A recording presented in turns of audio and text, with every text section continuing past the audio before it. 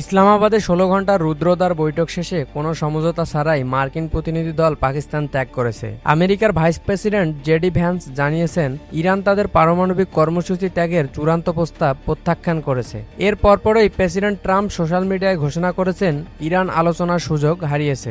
মার্কিন president Donald Trump আজ থেকে ইরানের সমস্ত বন্দরের ওপর নৌ অবরোধ আরোপের নির্দেশ দিয়েছেন। মার্কিন সেন্ট্রাল কমান্ড সেন্টকম জানিয়েছে, তাদের যুদ্ধজাহাজগুলো হরমুজ প্রণালীতে অবস্থান নিচ্ছে। তারা কেবল ইরানের বন্দরগামী বা ইরান থেকে আসা জাহাজগুলোকে আটকাবে, তবে আন্তর্জাতিক নৌ চলাচল স্বাভাবিক রাখার চেষ্টা করবে।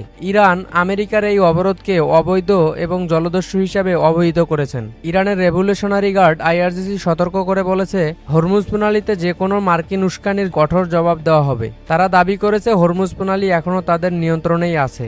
যুদ্ধের মেঘ ঘনীভূত হওয়ায় বিশ্ববাজারে তেলের দাম ফের প্রতি ব্যারেল $100 ছাড়িয়ে গেছে। বিনিয়োগকারীদের মধ্যে আতঙ্ক ছড়িয়ে পড়ায় এশিয়ার শেয়ার বাজারগুলোতে বড় ধস নেমেছে। পোপ লিও এক বিবৃতিতে এই যুদ্ধের অবসান ঘটিয়ে শান্তি বজায় রাখার আহ্বান জানিয়েছেন। পেন্টাগন ইরাক, জর্ডান এবং সিরিয়ায় থাকা তাদের সামরিক ঘাঁটিগুলোতে রেড অ্যালার্ট জারি করেছে। গোয়েন্দা রিপোর্ট অনুযায়ী ইরান সমর্থিত মিলিশিয়ারা যে কোনো সময় ড্রোন বা ক্ষেপণাস্ত্র হামলা চালাতে পারে, এমন আশঙ্কায় আকাশ প্রতিরক্ষা ব্যবস্থাগুলো সক্রিয় করা হয়েছে। হরমুজ প্রণালীতে নৌ অবরোধ এবং সম্ভাব্য সংঘাত এড়াতে আজ রাতে জাতিসংঘের নিরাপত্তা পরিষদের একটি জরুরি বৈঠক ডাকা হয়েছে।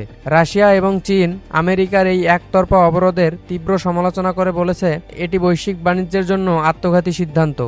সামরিক উত্তেজনা বৃদ্ধির সাথে সাথে দুই দেশের মধ্যেই সাইবার হামলা শুরু হওয়ার খবর পাওয়া যাচ্ছে।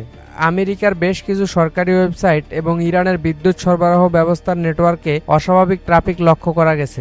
বিশেষজ্ঞরা একে বড় ধরনের যুদ্ধের আগাম সংকেত হিসেবে দেখছেন। তেহরান এবং ওয়াশিংটন উভয় দেশের সাধারণ মানুষের মধ্যে চরম উদ্বেগ ছড়িয়ে পড়েছে।